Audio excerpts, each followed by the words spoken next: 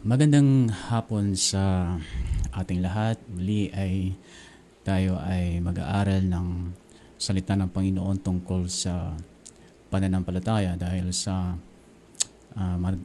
madalas nating mapakinggan na the just shall live by faith. Kailangan tayo mamuhay sa pananampalataya. Subalit minsan may katanungan sa ating isip dahil sa hindi naman natin alam yung sakto kung paano ito isagawa sa ating buhay. Kaya kahit na gustong-gusto nating mamuhay by faith, hindi natin nagagawa dahil nga sa hindi natin alam kung paano. So, hindi sapat na malaman natin kung ano yung dapat nating gawin. Kailangan nating malaman kung paano gawin. Nang sa ganun, maisagawa natin yung mga nalalaman natin. So, ngayon tayo po ay manalangin muna. Salamat po muli, O Diyos, aming Ama, sapagkat nagkaroon kami ulit ng pagkakataon upang mag-aral, magbulay-bulay, magsaliksik ng iyong salita kung ano po yung tungkol sa buhay pananampalataya dahil nga ito ang dinisenyo nyo na kung paano po kami mabuhay dito sa mundo. At nais po naming makasunod sa inyo pong kalooban, kaya kami po ay willing sa hapon na ito upang matuto kung paano po kayo mabuhay sa pananampalataya. Kung paano po namin i-apply ito sa aming buhay dahil nandito po ang tagumpay. Ito po ang disenyo ninyo kung paano makaranas ng tagumpay ang isang anak po ninyo dito sa lupa. Kaya tulungan mo po kami, gabayan po ninyo kami sa pamamagitan ng inyong banal na Espiritu. Sa pangalan ni Jesus. Amen. Okay, yung title ng ating pag-aaralan ay The Simple Application of Faith. Yung simple lang, hindi yung komplikado. At syempre, sa pag-uumpisa natin ay pupunta tayo kagad sa Mark chapter 11 verse 24 dahil nandoon yung kung paano i-apply yung ating pananampalataya. And then, pag ninilay-nilayan natin yung verse na ito para malaman natin yung lahat ng mga nasasakupan nito sa ating sa buhay natin para malaman natin kung paano ito i-apply. Para hindi lang natin sinasabi na kailangan tayong mabuhay sa pananampalataya, kailangan natin isagawa ang ating pananampalataya. So, kailangan malaman natin kung paano. Okay, so, Mark chapter 11, verse 24. So, sabi niya, si Jesus Christ ang nagsasabi nito. No? Sabi niya, "Therefore, I say unto you, what things soever you desire, when you pray, believe that you receive them, and you shall have them." Okay, so pag binasa mo, tapos nag-conclude ka agad, parang andali-dali. Pero para mas ito ay malaman natin kung paano isagawa, mas maganda kapag i-dissect muna natin. No? So ang pagda-dissect ay paghiwa-hiwalayin ang bawat parts and then pagsama-samahin uli para pag pinagsama-sama natin muli ay naunawaan natin yung bawat parte nito. Tulad sa parte ng parts ng mga sasakyan, diba, or parts ng makina, no? Pag ito ay pinaghiwa-hiwalay mo tapos alamin mo kung ano ang function ng bawat isa, and then pag ito pinagsama-sama, naunawaan mo na kung paano mag-function ang isang makina ng sasakyan. So, ganun din ang faith. No? Pag pinaghiwa-hiwalay mo yung kanyang mga parts, then pag ito'y pinagsama-sama mo, naiintindihan mo na kung paano mag-function yung faith. Diba? Kasi, kagaya sa akin, nagda-drive lang ako pero hindi ko naiintindihan yung function ng bawat part ng makina. No? So, mas iba yung mga, kagaya kay Joshua, no? Naiintindihan niya yung mga bawat part ng sasakyan. So, naiintindihan niya kung paano tumakbo kung paano mag-function yung makina. Kaya mas naiintindihan niya. So sa akin doon lang ako sa driving. Madalas sa faith ay hanggang sa driving lang tayo. Pero hindi natin naiintindihan yung function ng bawat part ng makina, kaya in case na nagkaroon ng trouble, hindi natin alam ang gagawin natin. So sa faith ganun minsan. Pag nagkaroon ng trouble, hindi nag-manifest kaagad yung kasagutan ng ating kiniklaim by faith. So, nagtataka tayo or nadi-discourage tayo hanggang sa ang iba sa atin ay tuluyan ng sumusuko. Pero ang sagot lang doon ay hindi kasi natin intindihan yung function ng faith kasi hindi natin nalalaman yung function ng bawat parts nito. Okay, so Ang unahin natin, yung word na sinabi niya dito, na things, no?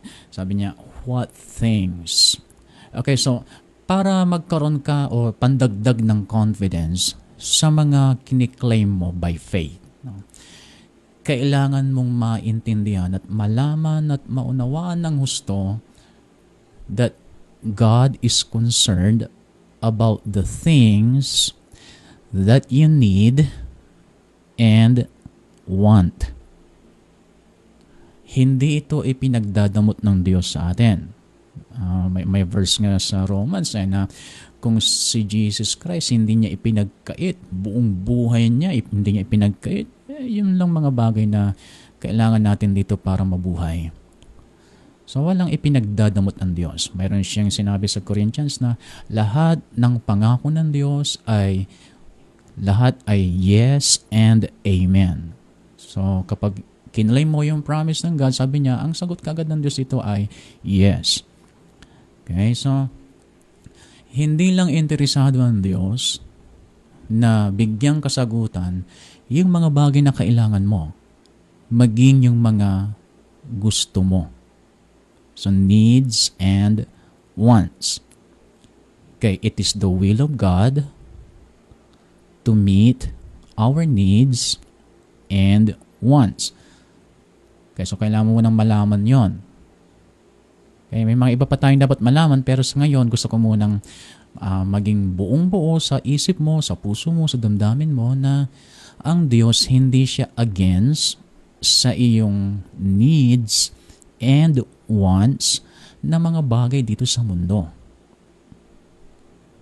Okay, maliwanag yan, no?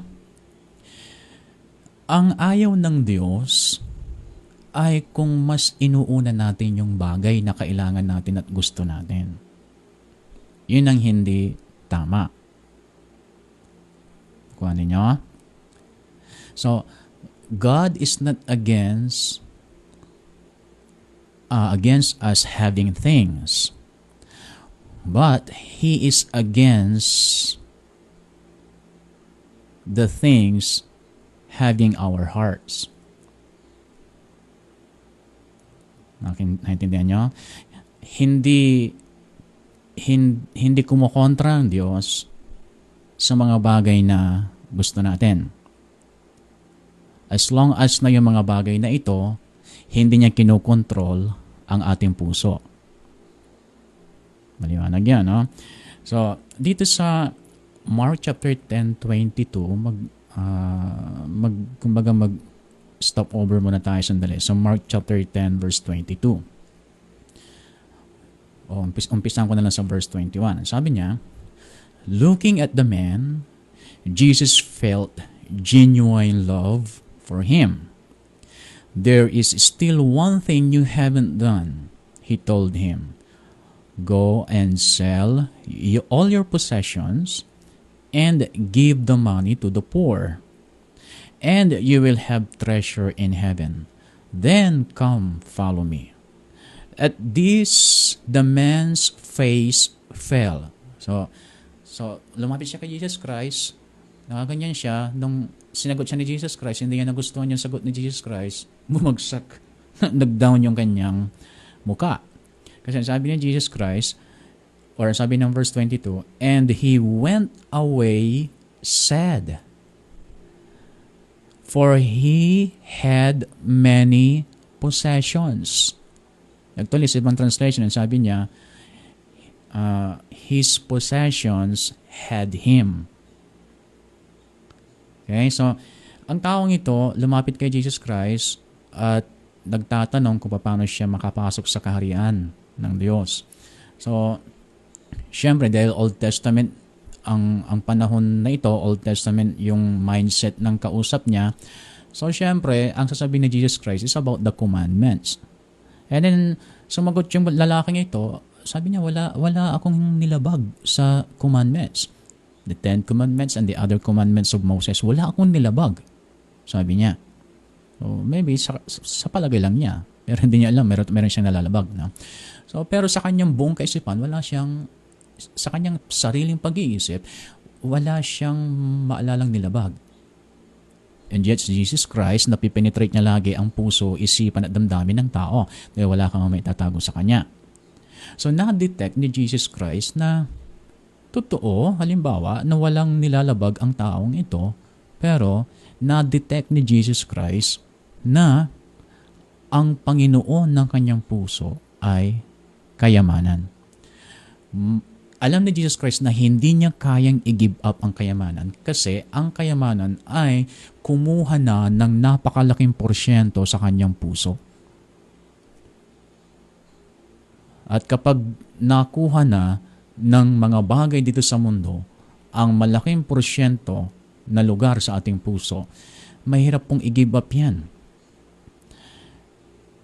Yung panahon mo doon na siya nakafocus at doon na iikot yung buhay mo.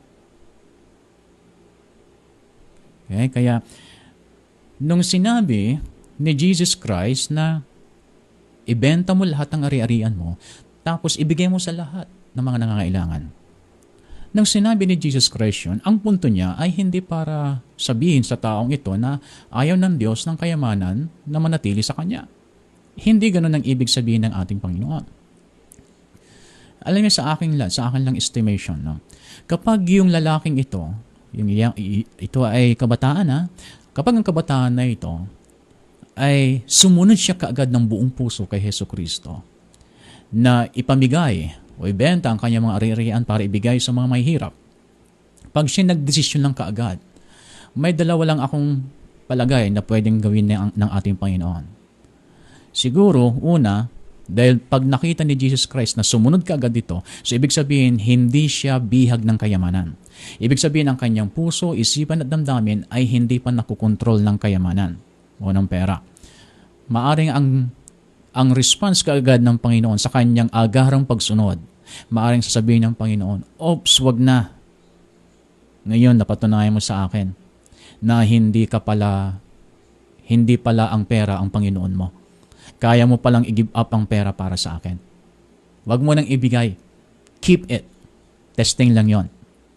Palagay ko ganoon ang pwedeng unang gawin ng ating Panginoon o response, or pwedeng hahayaan niyang ipamigay ito kasi gusto niyang patunayan sa lalaking ito na mas tutubo siya kapag i-apply niya ang principle of giving and receiving or sowing and reaping. Nag-create ang Lord ng pagkakataon sa kanyang buhay na kung saan ay mas maraming kayamanan ang pwedeng dumating sa kanya sa pamagitan ng kanyang pagbibigay.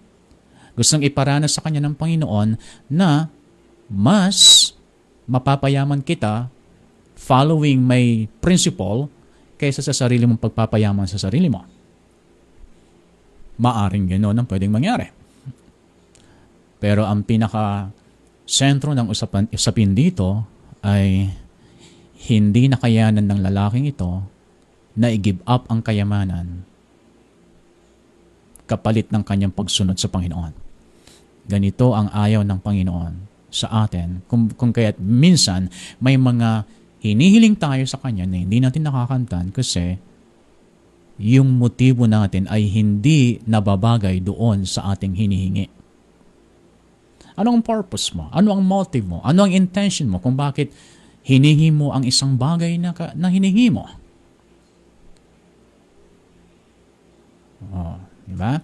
So, hindi yung bagay na kailangan mo at gusto mo makamit ang siyang problema. Hindi yon. The problem is yung tinatawag nilang greed or sa Tagalog ay kasakiman. Kung naging sakim tayo, kapag hindi tayo makakontento sa bagay, kakahingi mo lang ng bagong gadget, tapos may biglang lumabas na bagong model, gusto mo makuha ka agad yung bagong model. So kapag ganito yung attitude natin, so mga simpleng bagay lang na naghahabol ka lagi, ang purpose mo kung bakit ka nagtatrabaho para makabili lang ng modern na gadget. Alam po niyo kapag ganito yung attitude natin, because that gadget had your heart.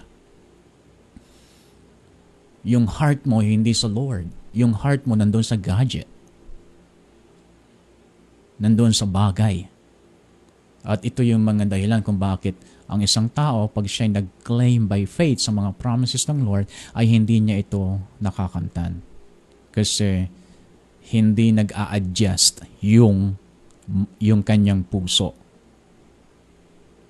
Hindi siya fit doon sa kanyang, yung motibo niya hindi fit doon sa kanyang hinihingi. Okay? So, ulitin natin, Mark 11:24, what things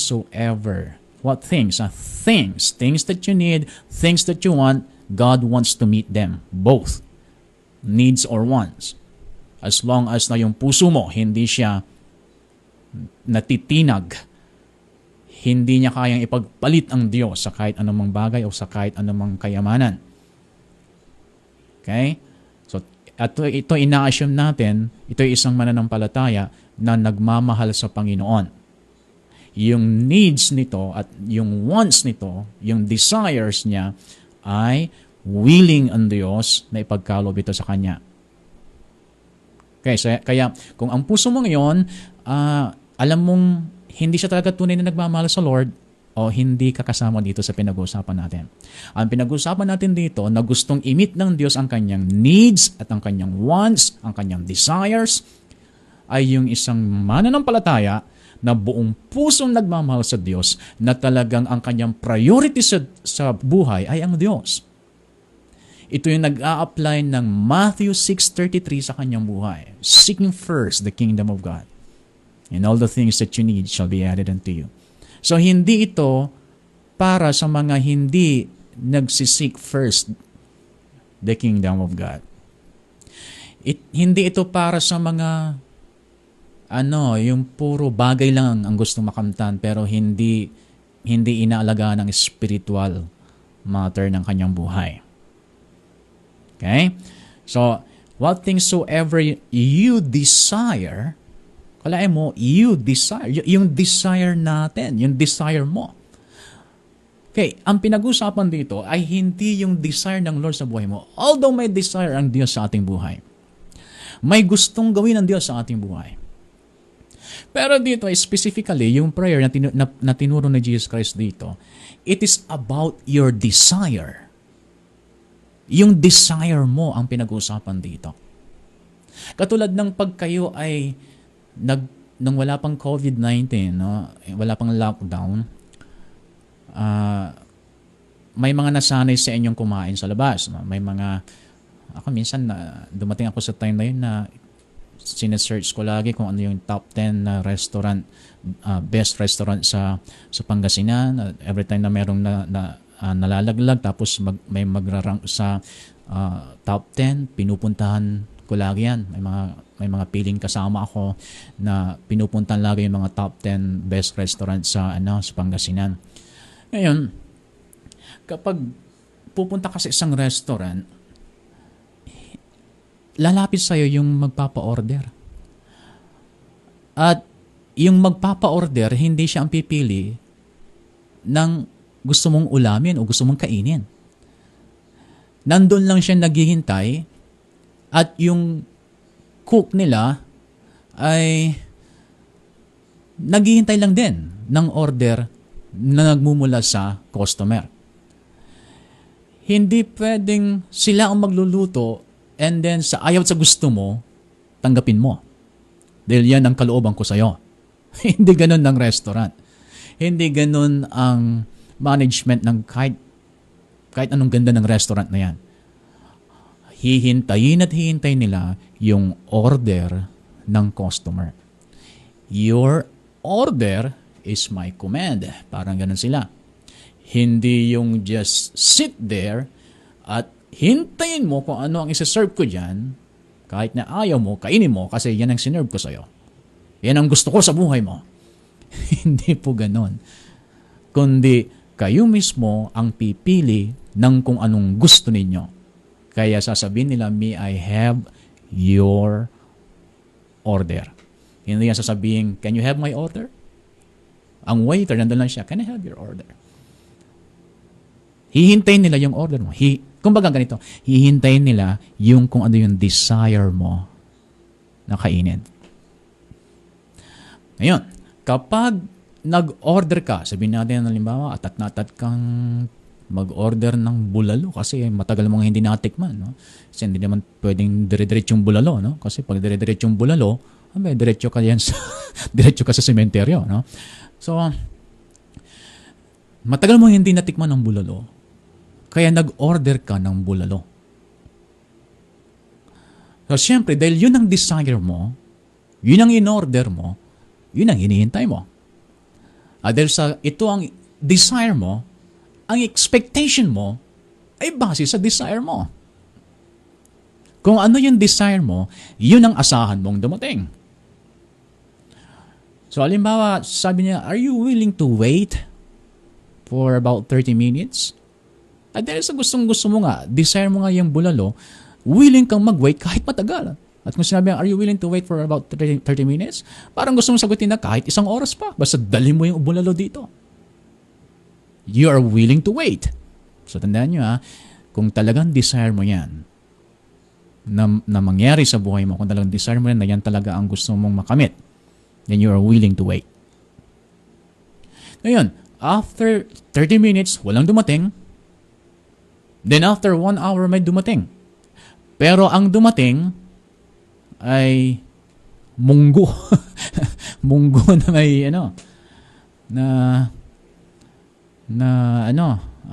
may daon ng ampalaya tapos may konting pork chop. So yan ang dumating. Anong magiging reaction ninyo kung iba ang dumating? Ang desire mo ay bulalo pero ang dumating ay munggo.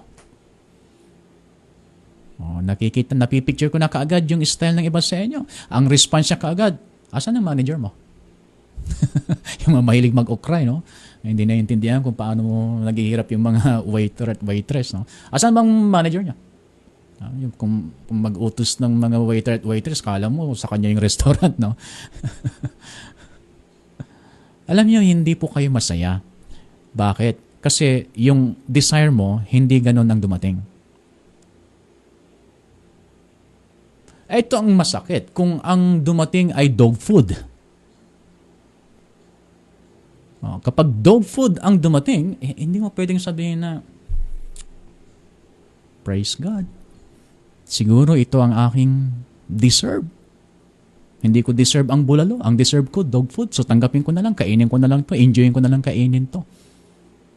Thank you, Lord. Kasi alam mo na ang deserve ko ay dog food. Hindi mo alam mo na hindi ko deserve ang bulalo. Ganun po ba kayo? Na kapag hindi dumarating yung saktong hiningin ninyo, ganun po ba? Palagay ko hindi tamang logic 'yun, no? May reason kung bakit hindi natin natatanggap yung saktong desire natin. At pagkababasahin natin ng Mark chapter 4, makikita natin doon na yung harvest na na-receive ng nagtanim o ng tinaniman ng salita ng Diyos, may umani lang ng 30%. May umani ng 60%. 60%. Then may umani ng 100%. So may reason. At yung reason hindi nakasalalay doon sa binhi na itinanim sa puso ng tao. Yung outcome ng harvest ay nakadepende sa kondisyon ng puso. Pero kung alam mo naman na maayos yung puso mo, alam mo naman na hindi mo pinapabayaan yung relationship mo sa Lord, and then yung desire mo hindi dumating, then baka dumating yung medyo, halimbawa, ang dumating ay mababa ang kalidad. Baka dumating lang yung mababa ang kalidad na yon para gawin mong binhi at magpo-produce ng saktong desire ng puso mo. For example, ang hinihingi mo ay, halimbawa, sabihin natin, ginamit mo yung faith mo sa isang sasakyan at sabihin natin, ang iyong hinihingi ay Toyota Altis. Sabihin natin, Toyota Altis. No? And then dumating sa'yo ay Toyota Vios. So, hindi yung saktong desire mo yon. Mababa yung dumating kumpara sa talagang desire mo. So, maybe, no, ay Vios ang dumating sa'yo kasi baka gusto ng Lord na, o baka ang pinrovide ng Lord, hindi yung need mo, ang pinrovide ng Lord ay yung seed para itanim mo at mag-produce ng harvest kung ano yung desire mo. Okay? Malalaman mo yun sa puso mo kasi nangungusap ang Lord sa'yo. Bakit hindi dumating yung saktong desire ko? Bakit itong dumating? Ang kailangan ko ay 10,000. Bakit 5,000 lang? Maybe ay down payment ng Lord sa'yo. Then tinan natin kung ano ang reaction mo. Kung magkukomplain ka mo dahil 5,000 lang dumating. Or baka binigyan ka ng seed. Hindi pa yun yung need mo mismo. Kasi hindi naman maganda na hingi ka ng hingi pero hindi ka marunong magbigay. Sa una, pagbibigyan ka ng Lord, hingi ka ng hingi pero hindi mo practice yung magbigay. Sa una, pagbibigyan ka ng Lord pero darating ang time na, anak, hindi na pwede yan. Tagal na kitang binibless. Dapat maging blessing ka na rin sa iba. At sa pagiging blessing mo sa iba, diyan ako magkakaroon ng pagkakataon na mas i-bless ka pa. Pero pag kayo'y batang-bata pa sa pananampalataya, pinagbibigyan tayo ng Lord na kahit na hindi tayo nagbibigay, kahit hindi tayo generous, hinahayaan niya na i-bless pa rin tayo. Kasi nga, bata pa tayo. Ganyan talaga ang bata, puro sarilang iniisip. Pero pag ikaw ay nagmamatured na, pag ikaw ay medyo tumagal-tagal na sa pananampalataya at hindi ka pa rin nagbibigay, wala kang aanihin. At kahit mag-pray ka, ang bibigay sa'yo ng Lord, seed. Sasabihin niya, sobra ka na anak ka.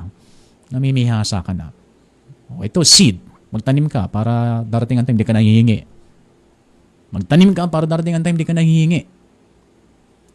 Pagka matagal na tayo mananampalataya, tapos hingi pa rin tayo ng hingi, baka kailangan mo nang ihinto ang paghingi. At kung ano meron ka, itanim mo. At kapag nag-produce yan, hindi mo na kailangan humingi kasi humani ka na. Okay? So balik pa rin tayo doon sa desire. Gusto kong maging malinaw sa inyo na God wants to give the exact desire of your heart. Whatever the desire of your heart, whatever that desire that's in your heart, God wants to meet that desire. God wants to give the answer for that desire. Tulad na naman sabi niya dito sa Psalms 37 verse 4. Psalms 37 verse 4. Sabi niya, take delight in the Lord. At kapag ginawa mo yan, sabi dito, gawin mo masaya ang buhay mo sa Panginoon. Ibig sabihin, mag-enjoy ka sa Lord. Mag-enjoy ka sa Kanyang salita, mag-enjoy ka sa pag-worship mo sa Kanya, mag-enjoy ka sa paggawa ng mga spiritual activities tulad ng prayer meeting, tulad ng Bible study, pag-aaral ng salita ng Diyos through online. Wala na kayong physical connections ngayon, pero ini-enjoy mo. Inaabangan mo lagi yung mga schedules dito. That's delighting yourself in the Lord. Akala natin minsan walang saysay, kaya mas inuuna natin yung ibang bagay. No, kapag ginagawa mo, ini-enjoy mo lagi sumubaybay sa ating mga lessons dito, ini-enjoy mo lahat ng mga anything in relation or in connection to God, to spiritual things. Ini-enjoy mo lahat ng mga yan. Pag ginagawa mo yan, you are enjoying yourself in the Lord. You are delighting yourself in the Lord. At kapag ginagawa mo yan, sabi yan dito, and He will give the desire of your heart. He will give the desire of your heart if you are delighting yourself in the Lord. If you are enjoying to read His Word, enjoying to meditate His Word, enjoying to listen to His Word, enjoying to study and meditate His Word, enjoying to worship Him and singing praises and worship to Him, then God will give the desire of your heart. Pero ang point ko pa rin dito, it's your desire, not the desire of the Lord for you, but it's your desire. Dito sa John 15:7. John 15:7, sabi niya, if you remain in me, tanong kagad yan, are you remaining in the Lord? Are you staying in the Lord?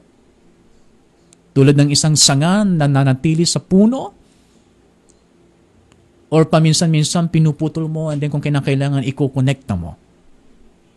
That's not staying in the Lord. That's not remaining in the Lord. Kasi namin, if you remain in me, kailangan mo ako at sa hindi, kailangan nag-stay ka sa akin. Hindi mo ako pinagpapalit sa kahit ano at kahit sino. So if you remain in me, sabi niya, and my words remain in you. Okay, two things. Remain in Him, and in His words remaining in you. Pag nangyayari yan, ang susunod, sabi niya, you may ask for anything you want. Hindi you need, ha? Hindi yung needs dito ang tinutukoy. It's your want. You may ask for anything you want. At hindi niya sinabing, if you ask anything you want, then I'm sorry. Because I am only concerned with what I want for your life. Hindi niya sinagot ng ganon. Sabi niya, if you ask anything you want because you are remaining in me and my words remaining in you, and if you will ask anything you want, it will be granted. Okay, pag nag-remain ka sa God, alam mo naman siguro kung paano mag-remain, no? Kagaya ng kung ikaw ay may relasyon sa isang lalaki, isang babae, alam mo naman siguro kung ikaw ay nagre-remain sa kanya. Kasi may mga magkarelasyon na laging magkasama yan. But actually, malayo na sila sa isa't isa. May mga ganoon. Pero may mga magkarelasyon na ang layo nila sa isa't isa and yet they are remaining for each other. O, huwag niyong sabihin na kayo ay kasama mong physically ang asawa mo. Huwag mong sabihin na you are still remaining for each other. Dahil mali. Sa Lord, ganun. Alam mo yan kung malayo ka sa Kanya or hindi. Alam mo kung malapit ka sa Kanya or malayo.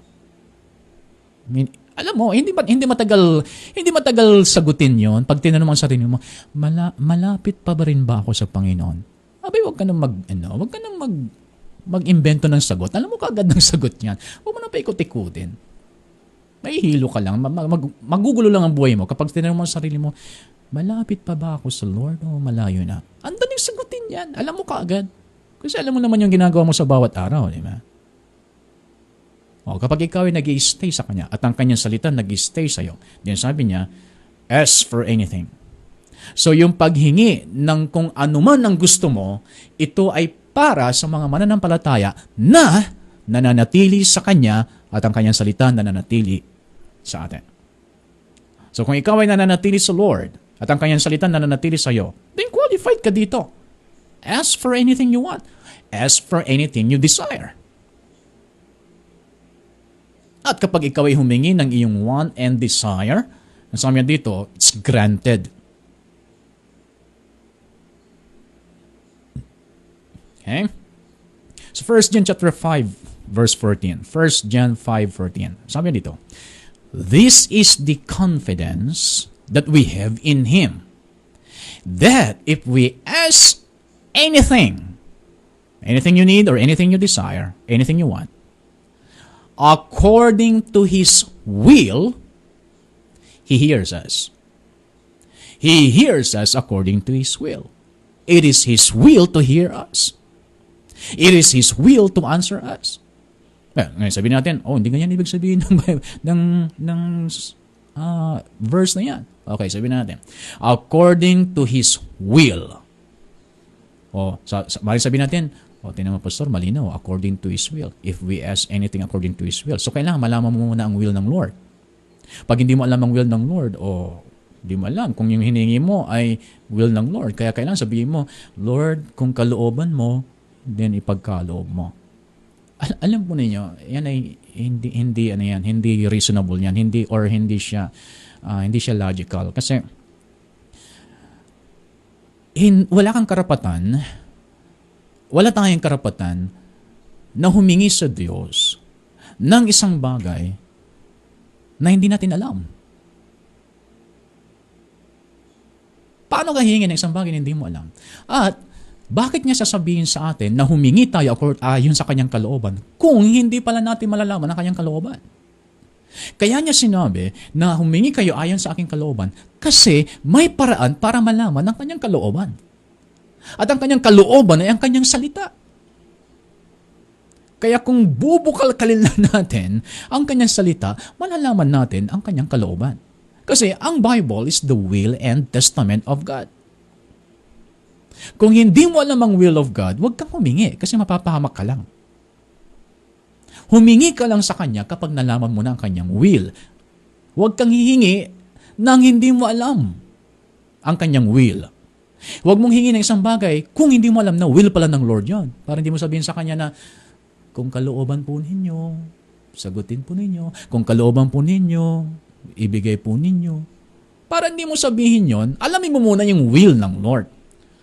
Kung hindi mo alam ang will ng Lord, huwag kang mag-pray. Halimbawa, bibigyan ko kayo ng magbi-blender ako halimbawa ng mga prutas. And then nilagay ko sa 2 baso. Inilagay ko sa harap mo. So, sabihin natin 3 seasons yung binlender kong prutas. So 2 baso inilagay ko sa harapan mo. At sasabihin ko sa iyo, ang mga prutas na ito, ang mga shake na ito, brother or sister, ay masustansya ito. Pero ang isang baso dito may lason. Pero hindi ko alam kung saan yan. Ngayon, iinom ba kayo? Kukuha ba kayo ng isang baso na inumin? Bahala na. Ang importante, masarap. At least, bago ako namatay, natikman ko pa. Masarap pala ang 3 seasons na kung masarap parang mag-blender si pastor. Ganun ba ang inyong gagawin? Alam niyo, sa palagi ko, hindi. Kasi hindi mo alam eh. Dahil sa hindi mo alam, bahala na kahit di ka nakatikim. Kahit gutom na gutom ka na, okay lang na hindi mo natikman. Kasi hindi mo alam kung saan doon yung may lason. So, ibig sabihin yan, huwag kang makialam kapag hindi mo alam. O huwag kang magpipray pag hindi mo alam yung will ng Lord. Alamin mo muna yung will ng Lord. Di ba? Kung gusto mong bumili halimbawa ng pet, gusto mong bumili ng alagaan, tapos gusto mo halimbawa ay sabihin natin pusa. Gusto mo ng pusa. Pero nung pumunta ka sa pet shop, ang nakita mo, puro pusa, pero lahat naman ng klase ng pusa. Nandoon ng leon, nandoon ng tigre, nandoon ng jaguar, nandoon ng panther, nandoon lahat ng species ng pusa. Pero lahat kuting, lahat anak. Hindi mo masabi kung saan doon yung gusto mong bilhin na na pusa. Hindi mo alam kung saan doon. Hindi mo alam pagkakaiba, kumbaga. Bibili kayo? Bahala na, at least pusa. Kung nabili mo, leon. May magtataka ka after 1 year. Dahil yung kuting, baka ikaw nang gagawin niyang kuting. So, ibig sabihin yan, huwag mong pakialaman ang isang bagay na hindi mo alam. Ibig sabihin yan, huwag ka munang mag-pray. Huwag ka nang mag-claim kung hindi mo alam na ito'y will pala ng Lord. Hindi ko alam kung anong will ng Lord sa buhay ko. Hindi ko alam kung will ng Lord na magkaroon ako ng bahay. Hindi ko alam kung will ng Lord na makatapos ako sa pag-aaral. Hindi ko alam kung will ng Lord na magkaroon ako ng trabaho. Hindi ko alam eh. Kaya ang aking prayer na lang is, Thy will be done, Lord. Hindi, yung Thy will be done, ginamit ng Lord yon nung siya ay, yung sa isang sitwasyon na kung saan ang kanyang buong buhay ay ipagkakatiwala na sa Ama. Hindi na yung kalooban niya masusunod, kundi yung kalooban ng Ama sa kanyang plano sa kanya. Doon lang niya ginamit yung prayer na Thy will be done. But when it comes to things that you need and desire, it is God's will to answer that. Hindi mo dapat gamitan ng Thy will be done. Alam mo dapat na iyon ay will ng Lord. Dapat ito, o the Bible, digital Bible ang tinutukoy ko, dapat alam mo dyan sa Bible na ang anumang kiniklaim mo, it is the will of God for you. And the Bible is the will and testament. Kapag meron po kayong mayaman na magulang at dumating yung time ng mayaman ng magulang na ito ay malapit ng pumanaw, magpapagawa na po yan ng kanyang will and testament. Doon sa will and testament, sasabihin niya sa iyo doon na ikaw ang tagapagmana sa lahat ng kanyang ari-arian. At yung will and testament na yon, effective yon kailan? Effective yun kapag namatay na siya. Hindi pwedeng sasabihin mong na, pag namatay na ako, doon ko na makakamtan yung will ng God. Pag namatay na ako, doon ko na makakamtan yung mana sa akin ng tatay ko. Hindi. Effective yung will and testament ng tatay mo sa'yo kapag siya'y namatay. Kaya nga iba gumagawa ng krimen, di ba? Dahil gusto nang makuha yung mana niya, pinapapatay na nila yung mismo mahal nila sa buhay. O, sa mga insured, no? Gumagawa sila ng krimen para makuha kaagad yung will and testament. Pero wag nating isipin na magiging effective yung will and testament sa'yo kapag ikaw ay namatay. paano mo pa mararanasan yung patay ka na? Hindi. Effective yun kung yung gumawa ng will ay namatay. Kaya nga ang Bible, the will and testament of God for us, effective na ito kasi namatay na yung nag-initiate nito. Namatay si Jesus Christ. At yung kanyang pagkamatay, para lang i-validate o para lang gawing effective sa atin yung kanyang mga promises. O, para sa iyo ngayon ito. Hindi kung ikaw ay namatay na. Ito ay para sa iyo. So, kung ang desire mo, yung ninanais mo, yung mga gustong makamtan sa buhay, including your house, including your sasakyan, including your financial prosperity, your health, lahat, magandang pamilya, magandang, lahat ng, isipin mo maganda, lahat ng maayos, lahat ng good, because God is good. Will ng God yan na mapasaya yan. Will ng God na mapasa atin lahat yan. It is His will and testament for us. It is His will for us to have a good life. I have come that you might have life and have it more abundantly, sabi niya sa John chapter 10, verse 10. So no doubt, God wants to meet your desire. Ngayon, punta tayo dun sa mechanics. No? Ngayon, sabi niya, what things soever you desire, when you pray, the word when doon ay, para mas madali yung unawaan, ipalit natin yung towards the moment. When you pray, ibig sabihin, the moment you pray, anong gagawin mo? Believe that you have received.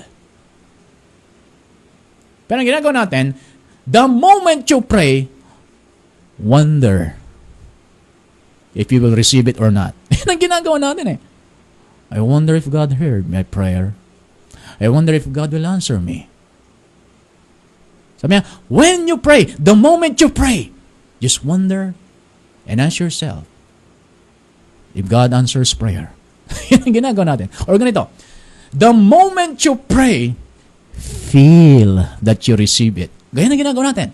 We're trying to feel that God has already answered our prayer. We're trying to feel that the presence of God is with us right now as we are praying, so that I can be assured that God has already answered my prayer. Ganyan yung ginagawa natin eh. Kaya nangyayari, walang kasagutan dumarating kasi the moment we pray, kung ano man yung desire natin, the moment we pray, yung ginagawa natin, nagwa-wonder tayo or we're trying to feel that we receive. Your thoughts, your negative thoughts, and your feelings, walang kinalaman yan if God will answer your prayer or not. Ang importante dito, sundan mo mismo yung sinabi ng Mark 11:24. What things soever you desire, the moment you pray, itong gagawin mo, believe that you have already received it. Kailan ka maniniwala na tanggap mo na? Kapag nandyan na mismo? Hindi. Maniniwala ka nandyan na nakamtan mo na the moment you pray. Whether you feel it or not,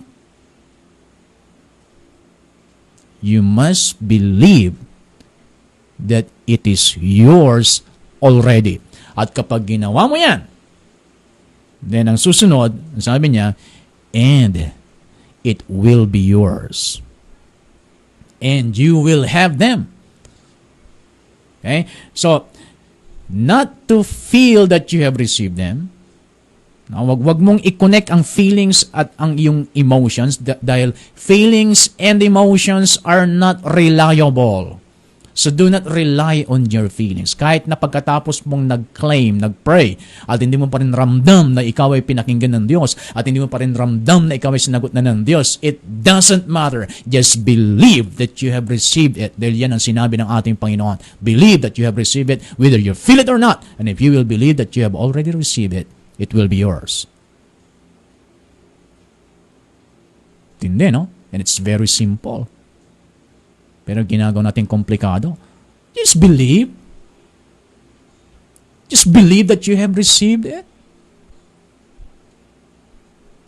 You must believe that you have received it. And you must keep on believing. Kahit na hindi pa mag-agree yung feelings mo. Kahit na hindi pa mag-agree ang isip mo. Just keep on believing that it is yours already.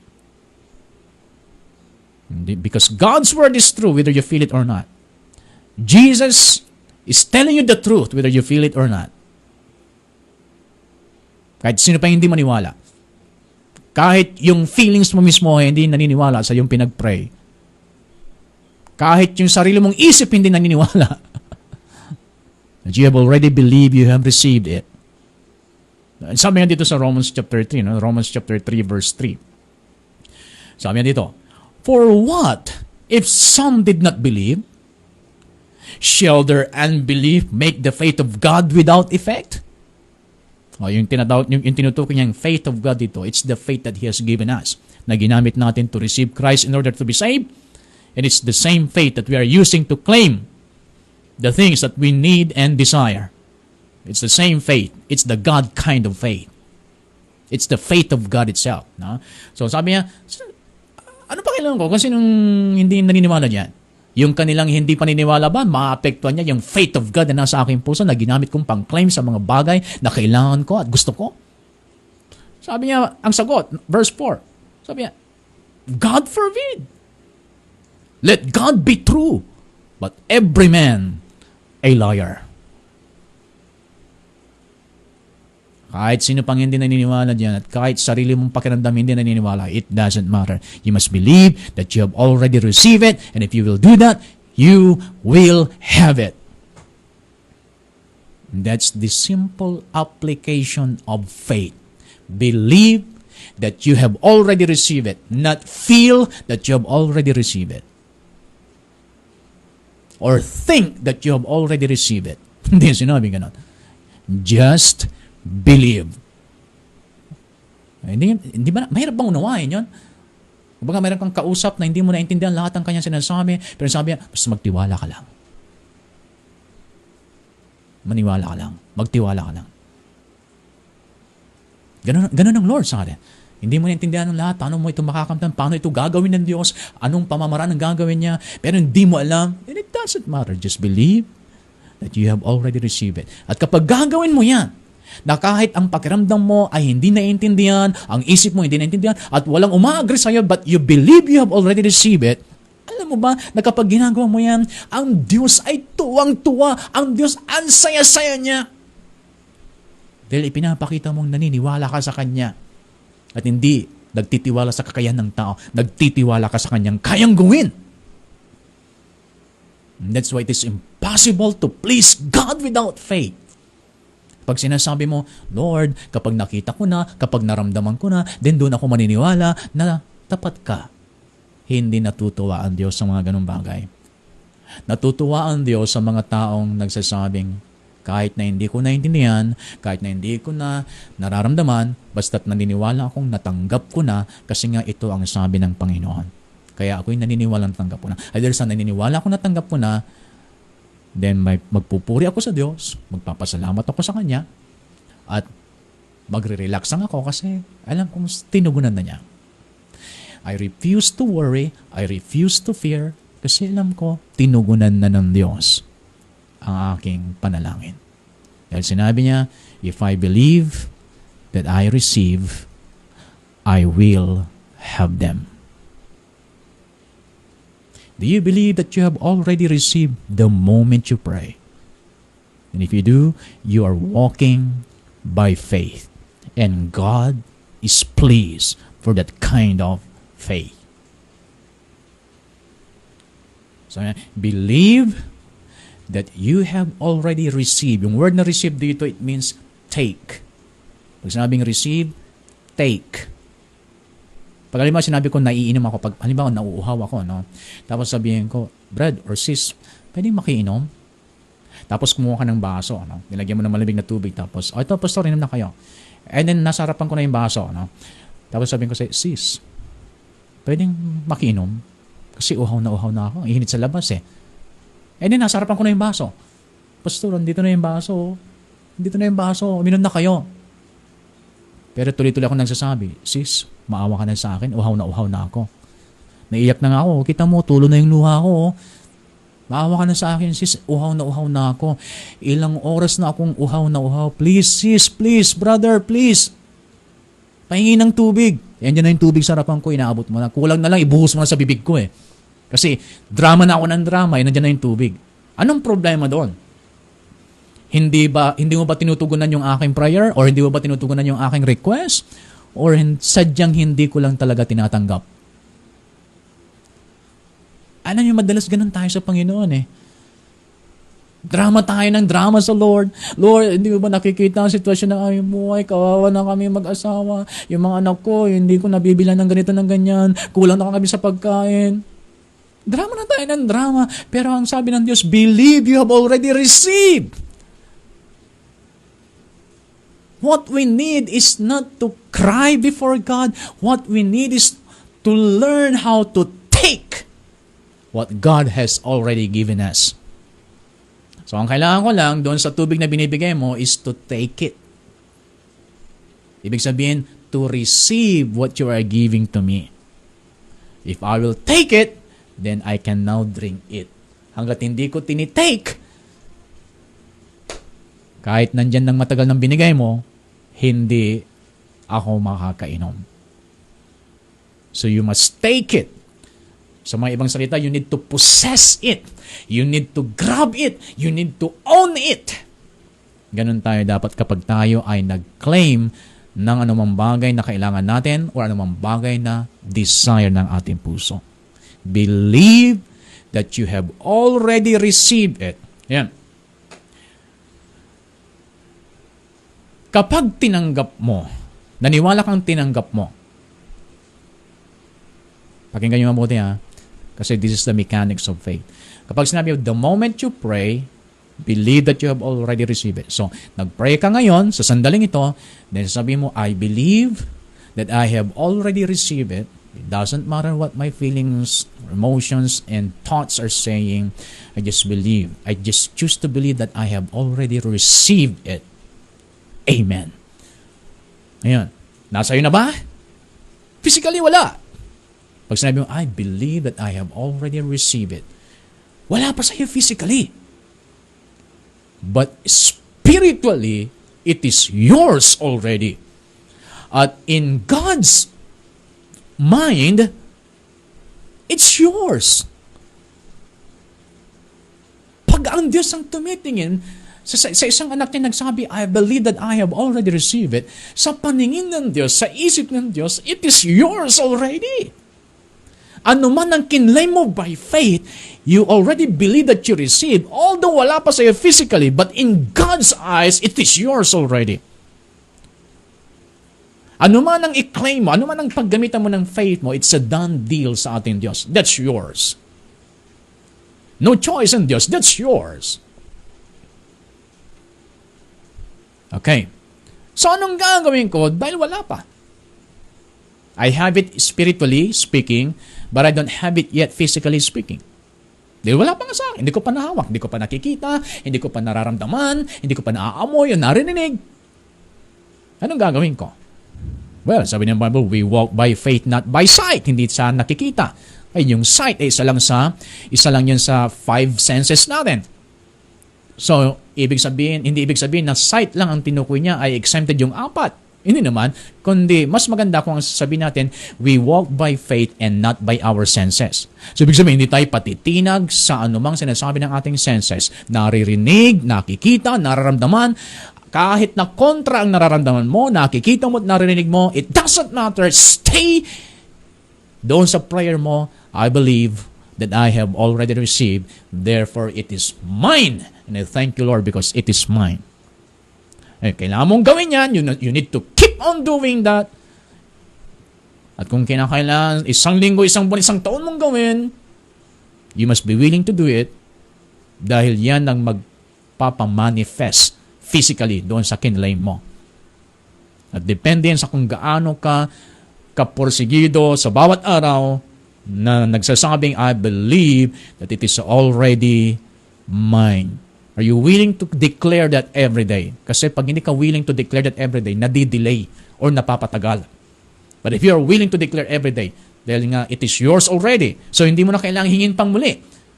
Pag hindi dumating bukas, hindi mo pwedeng sabihin na, Father, ito yung aking hinihingi. Ama, hingin ko ulit. Hindi ganon. Pag hiningi mo na sa unang araw, hindi mo na kailangang hingin muli. Kasi, sa'yo na yun. Ibinigay na. Hindi mo pwedeng hingin pa ang isang bagay na ibinigay na. Kasi pag hingi ka ng hingi, ibinigay na sa'yo, makulit ka.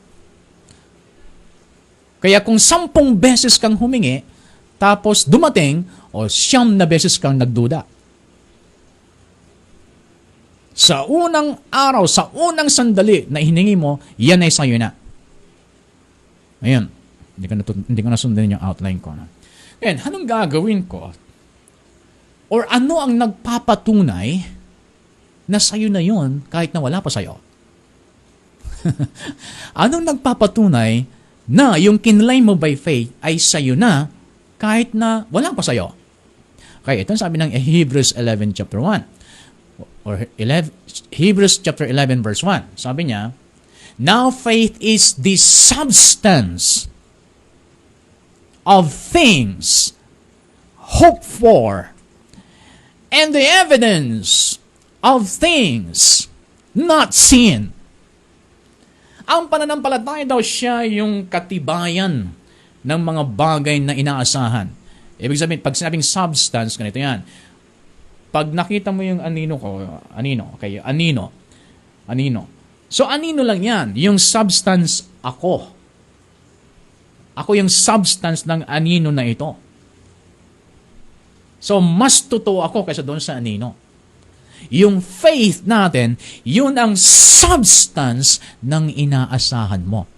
Yung faith, mas totoo yun kaysa doon sa hiningi mo. At yung substance, siya ay ebidensya na nasa iyo nga yung isang bagay na hindi mo pa nakikita. So, habang wala pa sa iyo physically, it doesn't matter because you have the evidence na sa'yo na nga yung bagay na yon. At ang isang bagay na may ebidensya ka, huwag kang matakot. Dahil sa korte, anumang bagay na meron kang ebidensya, secured ka.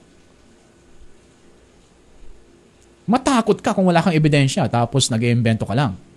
Pag may ebidensya ka, hindi inimbento, then meron kang assurance. At kapag pinresenta mo ang ebidensya, kahit na hindi nila ito nakita, pag ito'y pinresenta mo, kahit hindi nila aktual na narinig at nakita dahil ebidensya nga, then it doesn't matter kahit hindi nila mismo nakita at narinig. Kung na-present mo ng tamang yung ebidensya. So, hindi ka dapat mag-alala at hindi ka dapat magduda kung darating man o hindi yung kinlay mo by faith. Why? Because you have the evidence. Evidence of what? Evidence that it is yours already. You have the evidence that it is yours already. So bakit ka natatakot? Bakit ka nag-alala? Bakit ka natatakot? Bakit ka nagdududa? Kahit na wala pa sa iyo yung bagay na yon, it doesn't matter. It is yours. Kung meron po kayong titulo, kasi sa isang translation, Amplified Translation, faith is the title deed of the things we hope for, the evidence of things not seen. May title deed ka ng isang lupa. May titulo ka, halimbawa, pinamana sa iyo yung titulo.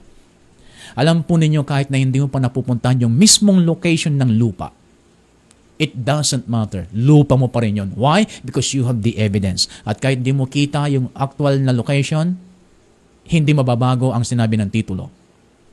Hindi napapalitan yung sinabi ng titulo na dahil sa hindi mo pa nakikita at napupuntahan yung lupa, di ngayon annulled na yung titulo.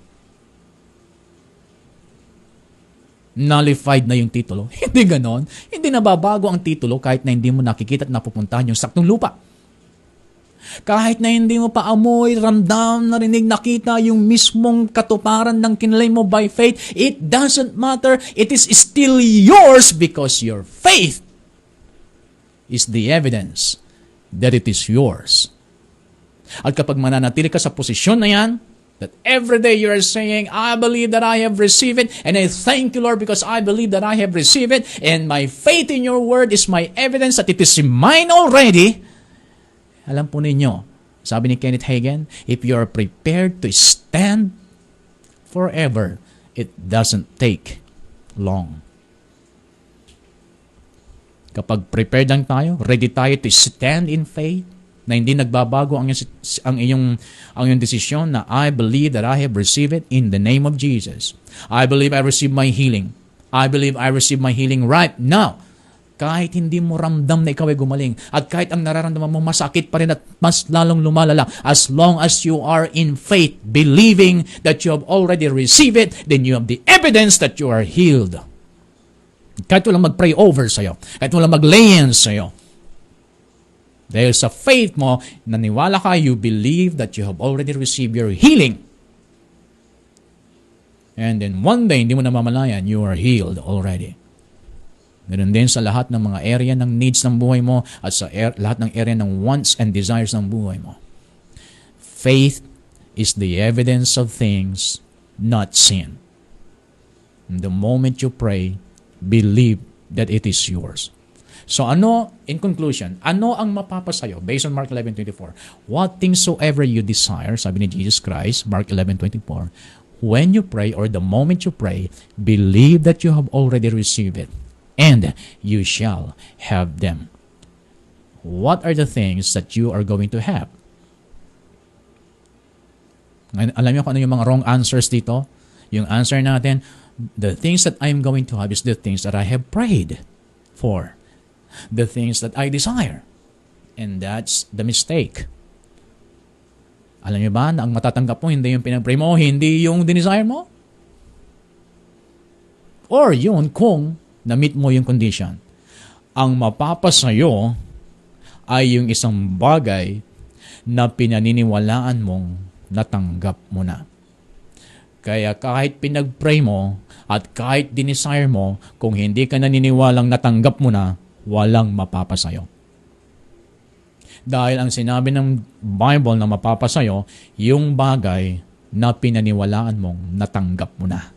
Yung pinaniwalaan mong nasa iyo na kahit na wala pa, yun ang mapapasayo.